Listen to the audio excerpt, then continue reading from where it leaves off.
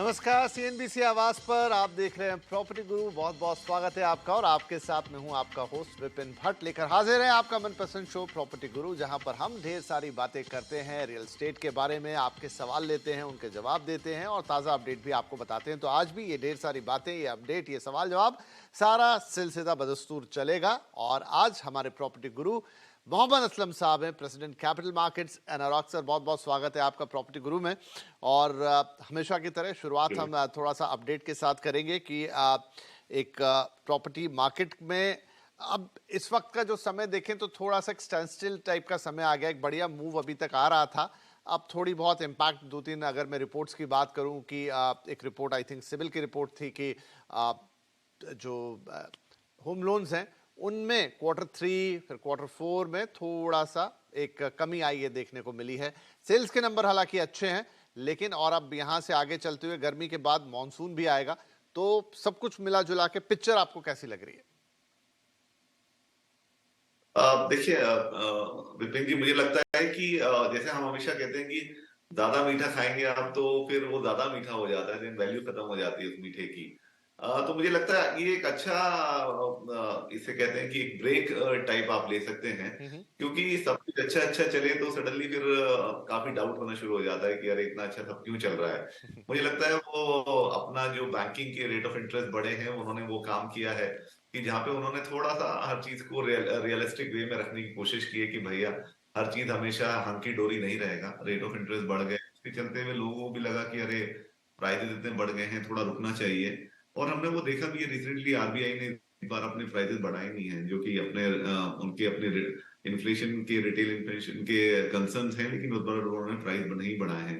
तो मुझे लगता है वो एक जो जैसे आपने बोला, जो रिपोर्ट आया है कि थर्ड और फोर्थ क्वार्टर में थोड़े होम लोन्स कम हुए हैं, तो उसका रीजन यही है कि रेट ऑफ इंटरेस्ट बढ़ गए थे, लोगों को थोड़ा सा लगा कि ये मेरे अफोर्डेबिलिटी से बाहर जा रहा है।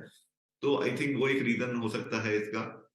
दूसरा, मुझे लगता है मैं इसको एक अच्छा मूव भी मानता हूं, क्योंकि जब आपको फंड अवेलेबिलिटी इतना इजी होता है तो आप कई बार अपने रैशनल डिसीजन नहीं लेते हैं, तो आपको लगता है कि मैं ये भी खरीद लूं और वो भी खरीद लूं, और आप उसको सही तरह नहीं देख पाते। तो जो हमने एक लहर देखी थी 2006 से जो शुरू हुई थी, या 2005 से, तो उसमें क्या था कि काफी डेवलपर्स ने माल बेचा। उन डेवलपर्स का भी माल बिका जो जिनका एक्सपीरियंस नहीं था, या जिन्होंने जो तेजी देख के प्लॉट्स ले लिए और माल बनाना शुरू कर दिया। तो उसमें काफी जो ग्राहक थे वो फंसे थे। तो मुझे लगता है कि वो सारे एक्सपीरियंस से अभी उसका फायदा हो रहा है। अभी जब ये होम लोन्स कम हुए तो इवेंचुअली जो सेल्स है, जबकि हमने देखा कि मार्च में मैक्सिमम सेल्स हुई है, इनफैक्ट 1 लाख का आंकड़ा भी पार हो गया था रजिस्ट्रेशन का या सेल्स ऑफ यूनिट का। लेकिन मुझे लगता है कि ओवरऑल इसका इम्पैक्ट अभी अप्रैल, मई और जून में हमें देखने को मिलेगा, जो होम लोन्स कम होते गए हैं। तो उससे एक फायदा ये भी होगा कि जो प्राइजेस, जो डेवलपर्स एक बार लालच आ ही जाता है कि थोड़ा प्राइस बढ़ाना शुरू करना चाहिए, तो वो उसको रैशनल थिंकिंग करके प्राइजेस को सिमिलर उसमें रखने की कोशिश करेंगे। हालांकि कंस्ट्रक्शन कॉस्ट और उनके जो बाकी अप्रूवल कॉस्ट है काफी बढ़ गए हैं, लेकिन मुझे लगता है कि गुंजाइश है कि उसको मेंटेन किया जा सके। तो ओवरऑल मुझे लगता है कि यस, हाँ, थोड़ा सा स्लो डाउन हमने देखा है, बट आरबीआई के एक अच्छे मूव से और अभी थोड़ा सा अगर डेवलपर इस चीज को अच्छी तरह देखेंगे, तो मुझे लगता है आगे कोई और दिक्कत नहीं दिख रही है कि क्यों नहीं रेजिडेंशियल मार्केट या ओवरऑल रियल एस्टेट मार्केट अच्छा करेगा आने वाले महीनों में। जी, बढ़िया है। तो एक अच्छा आउटलुक है, स्टेबल आउटलुक है, और बहुत ज़्यादा हीटअप हो जाए, बहुत ज़्यादा हॉट हो जाए मार्केट तो थोड़ा कूल डाउन बनता भी है। जो भी है रिपोर्ट्स वगैरह अपनी जगह हैं, लेकिन ये एक आउटलुक जो यहाँ पर असलम साहब ने आपको बताया कि एक स्टेबल मार्केट हमें देखने को यहाँ से मिलता रहेगा। चलिए इसी के साथ अब सवाल जवाब की शुरुआत कर लेते हैं। हमारे पहले कॉलर हैं अतुल यादव साहब, जो पुणे से हमें कॉल कर रहे हैं। अतुल जी, बहुत स्वागत है आपका, क्या सवाल रहेगा?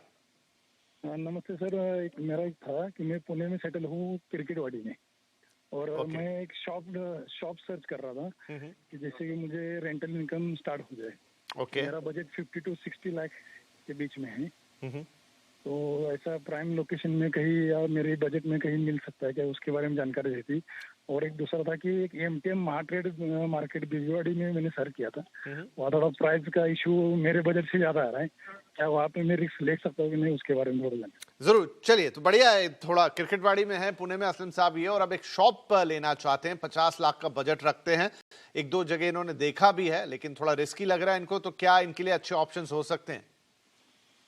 हाँ, देखिए, आपका एक बजट है 50 लाख का और आप क्रिकेटवाड़ी में रहते हैं जैसे आपने बताया, तो मुझे लगता है कि एक अगर ये आपका फर्स्ट इन्वेस्टमेंट है और जितना आपकी बातों से समझ में आया आप थोड़े से कॉन्शियस हैं कि वो रॉन्ग ना हो जाए, तो मुझे लगता है आपके लिए एडवाइजेबल यही रहेगा कि जहां आप रहते हैं उसके आसपास ही अगर आप शॉप देखेंगे, और अच्छी बात ये भी कि आपके बजट में वो शॉप उस एरियाज में मिल सकती है। मुझे लगता है कि आप क्रिकेटवाड़ी में देखिए, या आप नरहे में देखिए, या धायरी में देखिए, या हद से ज्यादा आप कातरज रोड तक भी जा सकते हैं, लेकिन कातरज में शायद मुझे लगता है थोड़ा एक्सपेंसिव रहेगा, लेकिन नरे धारी धायरी और आपका क्रिकेटवाड़ी में ही आपको मिल जाएगा। एक दो ऑप्शन है जो मैं आपको दे सकता हूँ, जैसे परांजपे का एक वहां पे अभिरुचि परिसर है, वहां आप देख सकते हैं, धायरी में है वो। फिर एक कोड बीम कॉर्नर स्टोन है, वो नरहे में है। देन आपके क्रिकेटवाड़ी में भी सह्याद्री उत्सव करके एक प्रोजेक्ट है जहाँ पे कमर्शियल आपको मिल सकता है। और लास्ट में मैं ये एक और है जो नरहे में प्रोजेक्ट है, आप वो देख सकते हैं। तो इन सब एरिया में अगर आप देखेंगे तो आपको आपके बजट में वहां पे प्रॉपर्टी मिल सकती है। और आई थिंक उस एरिया में काफी डेंसली पॉपुलेटेड एरियाज हैं, और उनका एक अपना माइक्रो मार्केट है, तो इस एरिया में आपको रेंटर्स की जो एक रिक्वायरमेंट है वो भी मैच हो जाएगी। तो मुझे लगता है आपको बाहर और कहीं दूर देखने की जरूरत नहीं है, इन्हीं तीन चार एरिया में देखेंगे तो आपके बजट में वो मिल जाएगा आपको। राइट, जादा साहब तो आपके लिए कुछ अच्छे ऑप्शंस यहाँ पर बता दिए हैं असलम साहब ने। जरा एक बार जाके देखिए, थोड़ा अपने हिसाब से देखिए, समझिए आपके बजट के ये ऑप्शंस हैं क्रिकेटवाड़ी और इन एंड अराउंड, और आई थिंक इन 3-4 ऑप्शंस में ही आपका काम हो जाना चाहिए। राइट, तो चलिए ये सलाह हो गई अतुल जी के लिए, और अब हम चलते हैं अपने अगले कॉलर के पास, राजकिशोर चौधरी जी जो कॉल कर रहे हैं नई दिल्ली से। चौधरी साहब, बहुत स्वागत है आपका प्रॉपर्टी गुरु में, क्या सवाल रहेगा?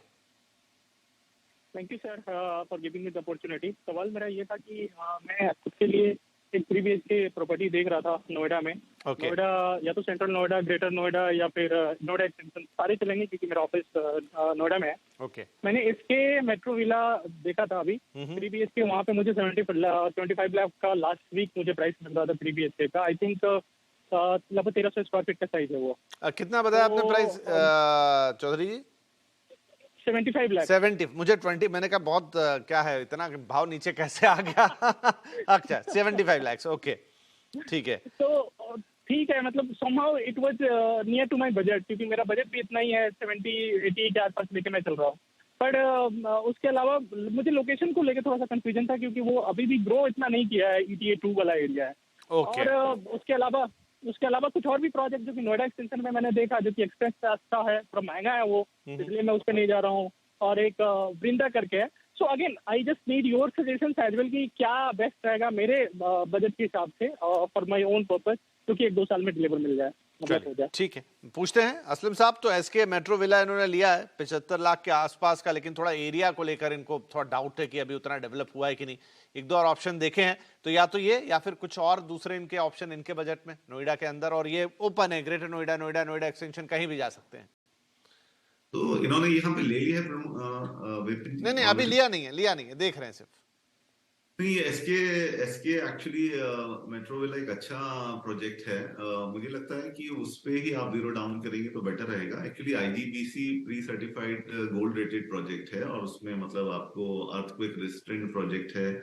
इसके अलावा इसमें इंडोर शॉपिंग कॉम्प्लेक्स भी है, यमुना एक्सप्रेस के काफी नजदीक है, और बाकी जो उसकी कनेक्टिविटी दूसरे से, डेफिनेटली आपने सही बोला, अपकमिंग उसका इंफ्रास्ट्रक्चर है, लेकिन काम अच्छी तरह हो रहा है, और मुझे लगता है कि फ्यूचर प्रोस्पेक्ट्स इसके अच्छे रहेंगे। देखिए, चॉइस आपकी है, लेकिन अगर इस पर्टिकुलर उसके लिए आपने बात करी है तो वो अच्छी इस एरिया में अच्छा है, और आपके भाव में जो आप देख रहे हैं बजट में उसमें मिल जाएगा। क्योंकि रिसेंटली हमने NCR में काफी इन्वेंट्री का ऑफटेक देखा है, तो प्राइजेस अभी थोड़े से वहां पे अप स्विंग में है। तो मुझे लगता है ये एक ऐसा प्रोजेक्ट है जो आपकी बजट में फिट बैठता है। और क्या है कि ज्यादा बड़ा प्रोजेक्ट नहीं है, एक्चुअली 5 एकर्स में है, 4 टावर्स हैं। तो क्या होता है कि आपकी जो आगे भी इसका जो मेंटेनेंस वगैरह रहेगा वो अच्छा रहता है। लोगों का ख्याल होता है कि बड़े प्रोजेक्ट में जाना है, वो अपनी चॉइस होती है, लेकिन मोस्टली हमने देखा वो मेंटेनेंस में काफी हो जाता है। और यहाँ पर मुझे लगता है आपको ये भी देखना चाहिए कि डेवलपर्स काफी कॉन्शियस है अबाउट दिस, की उसको एक एक्चुअली पहले ही उसने प्री सर्टिफाइड रेटिंग ले ली है, IGBC की गोल्ड रेटेड है वो, तो उसका काफी फर्क पड़ता है। जब आप रीसेल करेंगे इस प्रोजेक्ट को तो वो काफी आपको उसमें फायदा होगा। और जैसे कनेक्टिविटी की बात है तो यमुना एक्सप्रेस के काफी पास है, तो उसके चलते हुए आपके दूसरे एरिया से कनेक्टिविटी भी बढ़ जाती है। तो मुझे लगता है आप इसमें देख सकते हैं। इसके अलावा अगर आपको दूसरा भी जगह देखने हैं तो ग्रेटर नोएडा और नोएडा एक्सटेंशन में भी काफी प्रोजेक्ट्स हैं। जिसमें आप चेक चाहे तो चेक कर सकते हैं। एक्चुअली उसमें अगर आप नाम के लिए बोलेंगे तो कुछ नाम है मेरे पास नोएडा के, जैसे गोर सिटी सेंटर है, आपका ट्राइडेंट एम्बेसी है, कोको काउंटी है, 99 होम्स आंगन वाटिका का है, और इसके बाद महागुन माइवुड से। तो ये सब उस एरिया में है, नोएडा, ग्रेटर नोएडा। उधर आपके बजट में आपको चेक करना पड़ेगा, मिलेगा। अदरवाइज मुझे लगता है कि ये जो आपका प्लॉट आपने डिसाइड किया वो ये अच्छा है। ठीक है, चलिए, तो राजकिशोर साहब एक आइडिया दे दिया कि जो प्रॉपर्टी आप देख रहे हैं वो कैसी है। उसके अलावा कुछ एक दो ऑप्शंस भी यहाँ पर आपको असलम साहब ने दे दिए हैं। काफ़ी बड़े हैं ये इलाके, बहुत वैरायटी ऑफ प्रोजेक्ट्स हैं, आपको 1-2 साल का वक्त भी आपके पास, डिलीवरी तो आई थिंक काफ़ी चीज़ें आपको यहाँ पर मिल सकती हैं आपके बजट के अंदर। अब ये है कि आपको किसी एक पे जीरो इन करना होगा। जो आपने देखा है वो भी ठीक है, और जो 1-2 ऑप्शंस अगर आप और वक्त निकाल के देख लेंगे तो ये आपके लिए चॉइस करने में आसान हो जाएगा। चलिए, इसी के साथ हमारे लिए वक्त एक छोटे से ब्रेक का, लेकिन ब्रेक के बाद बातचीत जारी रहेगी।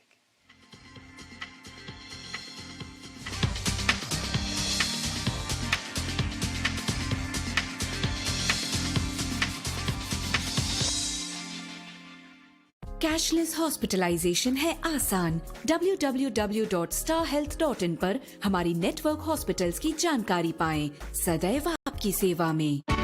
सास बहू और सेंसेक्स में आप सबका स्वागत। एक धमाकेदार लाइव शो। आज हमको दुबई जाना है, अमरावती, लखनऊ, दरभंगा, बिहार। महिलाओं की निवेश से जुड़ी हर क्वेरी का सॉल्यूशन। बिगनर हूँ, इसलिए मेरे पोर्टफोलियो में क्या क्या स्टॉक्स होने चाहिए। 100 शेयर्स है मेरे पास, गोइंग डाउन। इसको रखना चाहिए, बेच देना चाहिए। बेहतरीन इन्वेस्टमेंट आइडिया जाने माने मार्केट एक्सपर्ट्स के साथ। तो 900 का एक स्टॉप लॉस उन्हें मेंटेन करना चाहिए, अपनी पोजीशन को होल्ड करें। देखिए, सास बहू और सेंसेक्स सिर्फ CNBC आवाज पर। यहाँ शेयरों से जुड़े हर सवाल का मिलेगा जवाब। 26,555 में लिया था। 3700 रुपए पर शेयर का लॉस है इनको। स्टॉप लॉस 21,700 का लगा के इसे होल्ड करें। FNO में क्या पोजीशन लें, होल्ड करें या बेच दें। बेसिक चार्ट स्ट्रक्चर पॉजिटिव है, 1360 दिया था, होल्ड कीजिए। स्टॉक्स से जुड़े आपके हर कंफ्यूजन का वन स्टॉप सॉल्यूशन। इनको 340 के स्टॉप लॉस की सलाह दूंगा। देखिए ट्रेडर्स हॉटलाइन सिर्फ CNBC आवाज पर। Co-powered by Canara Bank. Together we can. Nifty का ये लेवल 30,440 अगर होल्ड कर रहा है तो शायद हमारा दिन अच्छा हो सकता है। अपने पहले ट्रेड से बनाइए अपनी हर मॉर्निंग को रॉकिंग। लॉजिकली अगर इतना रुपये वीक होगा तो बैंक्स गिरने चाहिए और IT चलना चाहिए। मार्केट के सबसे अनुभवी और भरोसेमंद एक्सपर्ट्स के साथ। जिस तरह से स्ट्रेंथ बनी है, ये 325 पे रखना है। बोलिए बियर के फियर फैक्टर को कहिए गुड बाय। मार्केट अब स्टेबिलिटी दिखा रहा है, तो अब आप बाकी स्टॉक्स पर एक कॉल ले सकते हैं। देखिए पहला सौदा CNBC आवाज पर। Co-powered by Canara Bank. Together we can. एक आवाज जो कभी दबती नहीं। ये वो चैनल नहीं है जहाँ पे शोर मचा के आप डिबेट करें। एक आवाज जो सामने लाती है असली मुद्दे। भगवान राम और रामचरितमानस पे इस तरीके की टिप्पणियां राजनीति से प्रेरित हैं क्या? एक आवाज जो सिर्फ देश को रखे आगे। क्या बिहार में अब 2024 का चुनाव मंडल और कमंडल के बीच में होगा? बहस के शोर से अलग देश की सबसे असरदार बहस। देखिए आवाज अड्डा। सोशल मीडिया प्लेटफॉर्म्स पर CNBC आवाज की धूम। दर्शकों के बेशुमार प्यार ने इसे बनाया YouTube और Facebook पर नंबर 1। व्यूज में अपने कॉम्पिटिटर से बहुत आगे। मार्केट की असली आवाज CNBC आवाज, देश का सबसे भरोसेमंद Hindi business channel.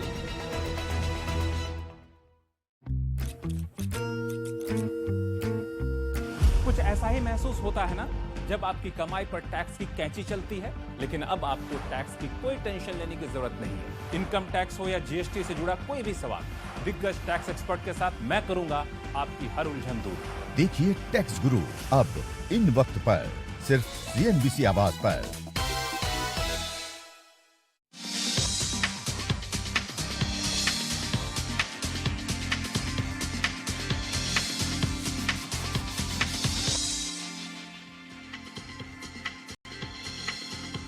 Welcome back. आप देख रहे हैं प्रॉपर्टी गुरु और हम दे रहे हैं आपके सवालों के जवाब। हमारे साथ मोहम्मद असलम साहब बने हुए हैं फ्रॉम एनोरॉक। तो चलिए बातचीत को आगे बढ़ाते हैं। सत्येंद्र यादव नोएडा से फिर एक और कॉल है हमारे पास।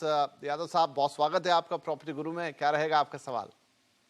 धन्यवाद। मैंने 2018 में एस पार्क में सेक्टर 150 नोएडा में एक फ्लैट बुक किया था जी।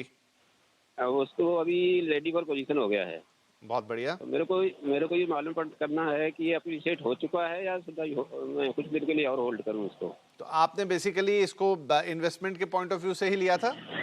करेक्ट, इन्वेस्ट के लिए लिया था, इन्वेस्टमेंट के लिए। चलिए, तो ये तो बहुत अच्छी बात है कि आपने इन्वेस्टमेंट के लिए लिया और वो पोजीशन रेडी भी है, तो ये सबसे पहले तो आपको बधाई। अब आप ये चाहते हैं कि इसको रखें या बेच दे, जरूर इस पर अब बात करते हैं। तो एस पार्कवे का ये प्रोजेक्ट था सेक्टर 150 नोएडा में, कुछ 60 लाख रुपए, राइट? मैं सही बोल रहा हूँ कीमत इसकी? ठीक है, करेक्ट जी। 60 लाख रुपए में असलम साहब इन्होंने लिया था। अब ये चाह रहे हैं कि क्या भाव इन्हें मिल सकता है, कितना अप्रिशिएट हुआ है और रुकना है या निकल जाना है? देखिए, मुझे लगता है आपने लिया है, कब, किस ईयर में लिया है आपने?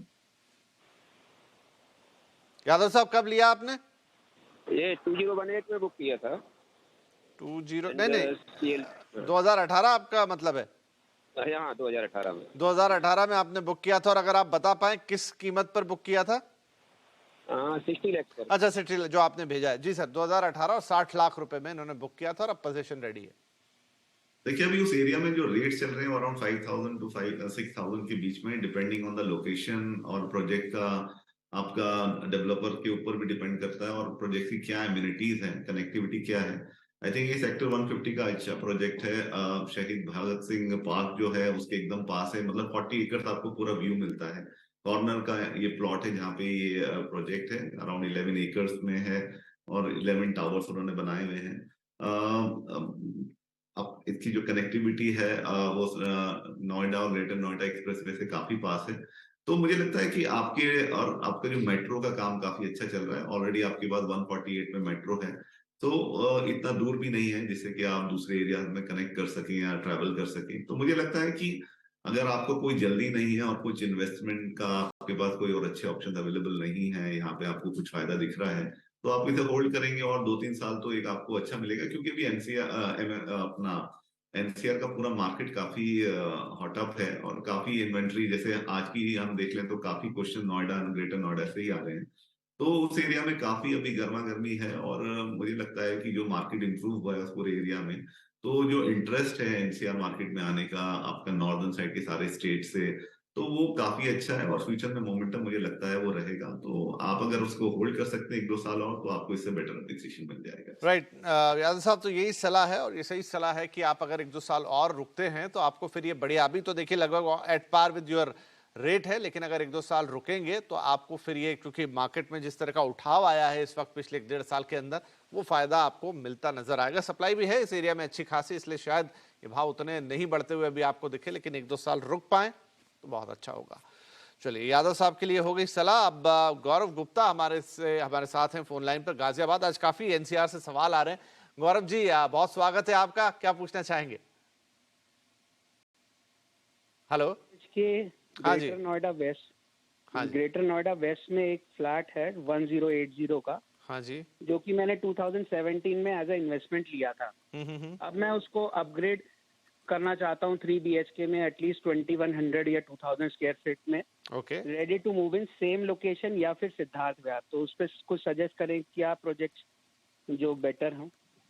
जी जरूर। तो ये भी ऑलमोस्ट उसी लाइन पे सवाल है असलम साहब, बस ये है कि ये खुद के लिए उसे अपग्रेड करके एक दूसरा लेना चाहते हैं इसे बेचकर, तो क्या सलाह रहेगी इनके लिए? नहीं, बहुत अच्छा डिसीजन है। जैसे हमने अभी पिछले जो कॉलर थे उनको भी ये एडवाइस किया कि अगर आपकी रिक्वायरमेंट है तो ही बेचिए। ये प्रूव करता है विपिन जी की काफी वहाँ पे जो एक्टिविटीज हो रही हैं, लोग इस तरह के काफी लोग हैं जो 2 BHK से 3 BHK जा रहे हैं या 1 BHK से 2 BHK जा रहे हैं, तो उससे चर्निंग हो रही मार्केट और वो अच्छा है एज अ मार्केट के लिए। तो मुझे लगता है इनका डिसीजन भी ठीक है, बिकॉज ये राइट टाइम है। इस टाइम प्राइजेस फॉर्म होने शुरू हो जाएंगे, बढ़ने शुरू हो जाएंगी, तो ये राइट टाइम है कि आप 2 BHK से निकल के 3 BHK में अपग्रेड कर लें सॉरी। सो उसमें कुछ आपको दोनों सिद्धार्थ विहार और इधर में दोनों के ऑप्शन दे देता हूँ। एक्चुअली पिछले कॉलर्स को हमने ग्रेटर नोएडा के भी दिए, वही रिपीट कर देता हूँ क्योंकि वो एक अच्छे हैं। तो सिद्धार्थ विहार में आप प्रति ग्रैंड सिटी में कर सकते हैं, या गौर सिद्धार्थम करके एक प्रोजेक्ट है वो देख सकते हैं। पीवीडी का मानसरोवर पार्क है वो भी अच्छा है, और सारे का एक एबनी ग्रीन है वो सिद्धार्थ विहार के आसपास उस एरिया में है। अगर आपको नोएडा ग्रेटर नोएडा वेस्ट में देखना है तो गौर सिटी सेंटर है, फिर ट्राइडेंट एम्बेसी है, फिर कोको काउंटी है, आपका 99 होम्स आंगन है वाटिका का, और महागुन माईवुड्स है। ये थोड़े नाम ऑफ हैंड से जो मतलब हम आपको अभी सजेस्ट कर सकते हैं, लेकिन मार्केट काफी बड़ा है सिद्धार्थ विहार के पास भी, और ये नोएडा ग्रेटर नोएडा या नोएडा एक्सटेंशन का मुझे लगता है आपके पास एक अच्छा कॉर्पस है बिकॉज आपके पास 2 BHK ऑलरेडी जिसे आप सेल कर सकते हैं। तो मुझे लगता है इसमें आप डिसीजन फास्ट लेके आप मूव कर सकते हैं। थोड़ा और मेहनत करेंगे, हमने जो ऑप्शन दिए उसके अलावा भी, तो आपको काफी अच्छे ऑप्शन मिल जाएंगे जो रेडी टू मूव इन होंगे। चलिए, तो गौरव साहब पहले तो बधाई। चलिए, आपका ये घर आपको मिला और अब आप एक अगले घर की तरफ जा रहे हो। जैसा असलम साहब भी बता रहे हैं कि ये सारी चीज़ें बताती हैं कि मार्केट के अंदर एक्टिविटी है, लोग पहले एक घर ले रहे हैं फिर उसको अपग्रेड भी कर रहे हैं। तो अच्छी बात है ये, निवेशकों के लिए भी, घर खरीदारों के लिए भी, इनफैक्ट पूरे मार्केट के लिए। चलिए, एक छोटा ब्रेक यहाँ पर लेते हैं और ब्रेक के बाद कुछ और सवाल है।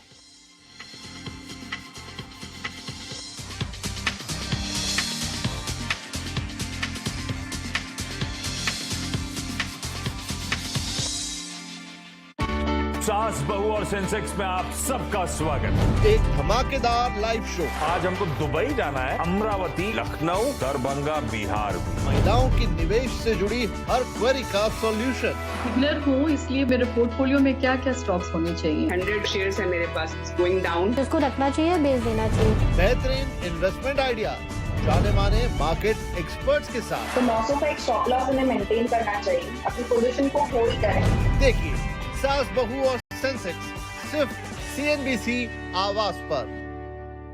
फ्यूचर एक्सप्रेस में आप सभी का स्वागत है। FNO मार्केट का हर एक्शन मेजरली आपको वो शेयर तेजी में दिखाई पड़ेंगे जहां पर हैवी वेट्स या बाइंग है भी तो बहुत सेलेक्टिव है, लेकिन प्रेशर बैंक्स में। कॉल ऑप्शन ले या पुट ऑप्शन। एक मोमेंटम चालू हो गया है बैंक निफ्टी में टुवर्ड्स सेल टारगेट्स 37,500 भी लेके जा सकता है। जानिए किन स्टॉक्स में होगी आपकी जबरदस्त कमाई। 1640 की कॉल में आप लॉन्ग जाएंगे, 66 रुपए का टारगेट और करीब 42 का स्टॉप लॉस यहाँ पर मेंटेन कर सकते हैं। देखिए फ्यूचर एक्सप्रेस के प्रायोजक हैं Volkswagen Virtus। के दमदार ट्रेस में आपका स्वागत है। हर रोज 10 बजे रहिए एक धमाकेदार शो के लिए तैयार। आपके इन्वेस्टमेंट कॉल्स क्या रहेंगे? वो चैनल पे स्टॉक लिस्ट है, स्टॉक का 3155 पे। मार्केट के मास्टर्स देंगे दमदार ट्रेडिंग आइडियाज। आपकी इस समय की फ्रेश कॉल। एक स्टॉक काफी वक्त से जो पसंद है वो है मिड कैप आईटी। 850 का स्टॉप लॉस प्लेस कीजिएगा, 910 के टारगेट्स में देखते हैं। जो बनाएंगे हर रोज आपकी कमाई की पिक्चर सुपरहिट। ये स्टॉक के टारगेट्स लगभग 615 रुपए के रहेंगे। देखिए 10 के दमदार ट्रेड सिर्फ CNBC आवाज पर। Powered by Federal Bank, your perfect banking partner.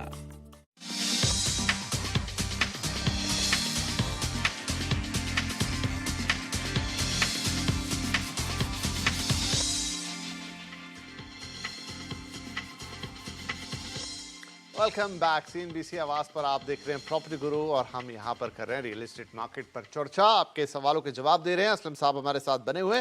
कुछ ईमेल्स ले लेते हैं हम। रोहित मूंगा साहब ने बंगलुरु से ये मेल हमें भेजा है। एल्डिको अरण्या, पंचकुला, पंजाब में, मोहाली के आसपास, इसे लेना चाहते हैं। इसका साइज बड़ा है, जैसे वहाँ पे फ्लैट बनते हैं 2000 स्क्वायर फीट का, और करीब 80 से 90 लाख की ये प्राइस के बीच में है। पोजीशन की डेट फिलहाल इसमें नहीं है। तो ये प्लॉट है, इसमें निवेश में 5 से 7 साल में अप्रिसिएशन के बारे में ये जानना चाहते हैं। तो सर, एल्डिको अरण्या पंचकुला में है, ये 2000 स्क्वायर फीट का साइज है प्लॉट का, और इनको एक आउटलुक चाहिए 5 से 7 साल का पर्पस है इनका इन्वेस्टमेंट। मुझे लगता है काफी सेंसिबल एक्चुअली उनका रिक्वायरमेंट भी है, और 5 से 7 साल जब भी आप बोलते हैं तो उसे लगता है कि हाँ आपने अपना होमवर्क किया हुआ है। तो मुझे लगता है कि ये जो पंचकुला है वो एरिया अपने आप में एक्चुअली चंडीगढ़ या मोहाली का ऑफशूट है, क्योंकि वो एरिया अपना काफी अच्छा कर रहे हैं। एक्चुअली पंचकुला पहले होना चाहिए था, लेकिन फॉर वॉट एवर रीजन अभी पंचकुला का टाइम जैसे हम बोल सकते हैं आएगा। एल्डिको अपने आप में एक अच्छा डेवलपर है और रिनाउंड है उस एरिया में, अच्छा काम करते हैं वो लोग और ट्रस्टवर्दी हैं। तो सेक्टर 16 में अर्बन कॉम्प्लेक्स 2 मतलब उसका लोकेशन इसको बोल सकते हैं। तो ये जो प्रोजेक्ट है ये 13.8 एकर्स में ऑलरेडी बना हुआ है। यमुना एक्सप्रेसवे, आप ऐसे कह सकते हैं, सॉरी यमुना एक्सप्रेसवे कह रहा हूँ कि चंडीगढ़ और आपका मोहाली पंचकुला एक साइड हो जाता है इस प्रोजेक्ट से, और आपका यमुनानगर एक साइड हो जाता है। तो लोकेशन वाइज एक अच्छा है, और जो इंटरेस्ट है लोगों का वो फ्यूचर में कमिंग फ्रॉम चंडीगढ़ या पंजाब के दूसरे शहरों से जो एक जिनका बिजनेस सेटअप है चंडीगढ़ में, मोहाली या पंचकुला में, वो उस एरिया में अभी काफी खरीद रहे हैं। तो उस चक्कर में इस पूरे एरिया का डेवलपमेंट भी हो रहा है और डिमांड काफी अच्छी है। तो मुझे लगता है अगर आप 5 से 7 साल का होराइजन रखते हैं तो काफी फ्यूचर ब्राइट लगता है इस एरिया का, और एप्रिसिएशन के हिसाब से भी अच्छा रहेगा। मुझे लगता है कि ओवरऑल इसकी connectivity with other parts of Punjab या फिर दिल्ली या NH24 से, वो भी एक एडेड एडवांटेज है। तो मुझे लगता है आप डेफिनेटली इसमें मूव कर सकते हैं। चलिए, तो रोहित जी, आई होप कि जब आप ये कार्यक्रम सुनेंगे तो आपको आपकी जो राय चाहिए थी, जो सलाह चाहिए थी, वो मिल जाएगी। आपके लिए यहाँ पर हरी झंडी है, बिल्कुल आप मूव इन कर सकते हैं इस प्रोजेक्ट के अंदर। सारी चीज़ें यहाँ पर ठीक नजर आ रही हैं। चलिए, इसी के साथ वक्त हो गया है कि हम आपसे इजाज़त लें, लेकिन जाने से पहले असलम साहब हम आपका शुक्रिया अदा करना चाहेंगे। आपने वक्त निकाला, हमारे दर्शकों के सवालों के जवाब दिए और एक ताज़ा अपडेट हमें रियल एस्टेट मार्केट का दिया। बहुत शुक्रिया कार्यक्रम में आने के लिए। और इसी के साथ आप लोगों से भी हमेशा की तरह निवेदन कर दें पहले कि आप pg@moneycontrol.com पर अपने सवाल हमें भेजते रहें। आप थोड़ा डिटेल डाल दें, फ़ोन नंबर ज़रूर लिख दें ताकि कोई और सूचना हमें आपसे चाहिए तो वो हम आपसे ले लें। कोशिश यही रहती है कि आपके लिए बेहतरीन से बेहतरीन सलाह, रियल एस्टेट से जुड़ी हर समस्या का समाधान ज़रूर लेकर आएँ। तो चलिए, इस हफ्ते के लिए इतना ही। अगले हफ्ते आपसे मुलाकात फिर होगी। तब तक के लिए अपना ध्यान रखिए।